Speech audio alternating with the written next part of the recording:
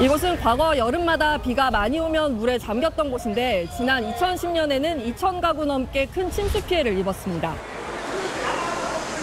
이후 제가 서 있는 땅속 깊은 곳을 지나는 대규모 빗물 터널을 만들었고 덕분에 최근 집중호우 때 이 지역만큼은 물난리를 겪지 않았습니다. 비가 억수로 와가지고 여기가 이게 남실남실했잖아요. 물이 막 잠기고 그냥 다 떠날라가고 요새는 그럴 일이 없죠. 잘 해놨으니까. 서울 양천구에 있는 신월 빗물 터널입니다. 지난 2020년 공사비 1,381억 원으로 7년 만에 준공됐는데 지하 40m 밑에서 최대 32만 톤의 물을 받아 안양천으로 빼내고 있습니다. 도심 물그릇 역할로 비 피해를 줄이는 이런 대심도 터널은 국내에 이곳 딱 하나입니다. 서울시는 2년 전 상습 침수 지역에 6개를 더 짓겠다고 발표했습니다. 하지만 공사비 문제로 아직 첫 삽도 못 떴습니다.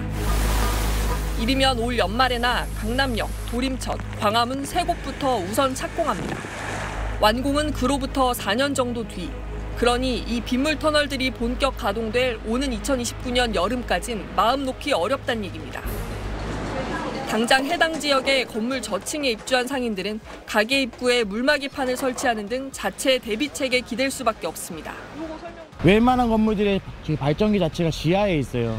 지하가 잠겨버리면 자체 전기가 다 안 되기 때문에 일단은 뭐 하늘에 맡겨야 되지 않을까 싶어요. 제가 서 있는 이곳은 서울대공원입니다. 60년 전 농사에 쓰기 위해 만들어진 이곳 저수지는 앞으로 많은 비를 저장하는 물그릇 역할을 하게 됩니다. 주변 농경지가 사라져 마땅한 쓰임이 없던 이 저수지엔 지난달 수문이 새로 생겼습니다. 신형 수문으로 꼬박 일주일 걸리던 방류 시간을 반나절로 확 줄였는데 평소 저수지를 비워뒀다가 폭우 때 빗물을 모아서 적절히 방류할 수 있게 바꾼 겁니다. 양재천, 탄천, 한강으로 흐르게 됩니다. 그렇기 때문에 양재천, 탄천의 수위를 낮춰주는 효과가 있고요. 빗물 터널처럼 물그릇 역할을 맡길 수 있는 서울 시내 저수지나 호수는 모두 7곳. 저장할 수 있는 빗물이 46만 톤으로 추산되는데 가동 중인 신월 빗물 터널의 32만 톤보다도 많은 겁니다.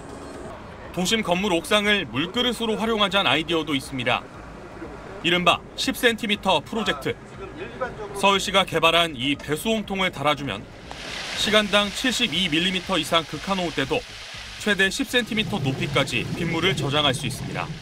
건축물의 하중 부담이 있기 때문에 최대 10cm를 넘지 않도록 하고 서울시 조사 결과 상습 침수 지역인 강남 일대의 경우 약 4,800개 건물의 옥상에 설치 가능하고 11만 톤의 물을 임시 저장하는 효과를 볼 수 있습니다. 강남 지역 설치에 드는 예산은 10억 원 이내로 추산됩니다. 실효성을 더 따져봐야 하고 건물주들 동의도 필요하지만 빗물 터널 추가 완공까지 4년 공백기의 보완책으로 주목됩니다. 대심도 터널이 완공되기 전까지 침수 피해를 조금이라도 좀 낮출 수 있지 않느냐. 기후위기 탓에 전례를 찾기 어려운 비 피해도 갈수록 늘고 있는 현실에서 가용 자원을 최대한 활용하는 대비책 마련이 시급해 보입니다. SBS 이현정, 신용식입니다. 터널 진입구 양옆에서 넘쳐난 빗물이 파도처럼 밀려오고 순식간에 차량 보닛 위까지 차오릅니다. 지난해 7월 15일 충북 청주 궁평 2 지하차도가 침수되면서 14명이 숨지고 16명이 다쳤습니다. 부실하게 지어진 임시 제방이 무너지고 차량의 통제도 제때 이뤄지지 않으면서 발생한 인재였습니다. 1년이 지나 다시 찾은 지하차도. 여전히 차량 통행이 금지된 가운데 안전시설 보강 공사들이 마무리 단계입니다. 600여 미터 정도 되는 터널 전체엔 이렇게 두 줄로 손잡이가 마련됐습니다. 특히 아래쪽 손잡이는 물이 들어찼을 때 발판으로 사용할 수 있는데요. 이렇게 사다리를 타고 오르면 터널 밖으로 탈출할 수 있습니다. 입구엔 비상 출입 차단 시설이 설치됐습니다. 전기통신 설비도 낮은 곳에 설치돼 침수 직후 먹통이 됐다는 지적에 모두 1m 70cm 이상 높은 곳으로 옮겨졌습니다. 1년 전 사고 당시엔 터널 안에 물이 들어차는 걸 확인하고도 이 중앙분리대 때문에 차량들이 후진할 수밖에 없었는데요. 지금은 이렇게 비상시엔 터널 진입 전 차량을 돌릴 수 있는 공간을 마련했습니다. 하지만 여전히 부족하다는 지적이 나옵니다. 엄청난 양의 급물살을 성인 남자도 붙잡고 버티기 힘든 그런 상황에 고작 두 줄의 핸드레일, 그것을 재방향 방지 대책이라고. 전북 전주의 한 지하차도에 설치된 침수 대비 탈출 손잡이는 두 줄뿐인 궁평 2 지하차도와 달리 모두 6줄입니다. 벽 근처에서 손만 뻗으면 하나라도 잡을 수 있도록 한 겁니다. 제가 보기에는 아직도 조금 보완할 부분들이 있었습니다. 어린이가 매달리기엔 이 폭이 좀 크지 않을까 이런. 무너졌던 미호강 임시제방 자리엔 지난 2월에야 정식으로 제방이 세워졌습니다. 사고 현장 주변으로 지금 제방보다 더 바깥쪽에 새 제방을 쌓고 강폭을 260m 넓혀 수위를 낮추려는 공사는 여전히 진행 중입니다. 지난달 말 지하차도를 재개통하려다 연기한 충청북도는 2달여로 예상되는 탈출 손잡이 추가 공사를 마친 뒤 다시 개통 일정을 잡을 계획입니다. SBS 민경호입니다.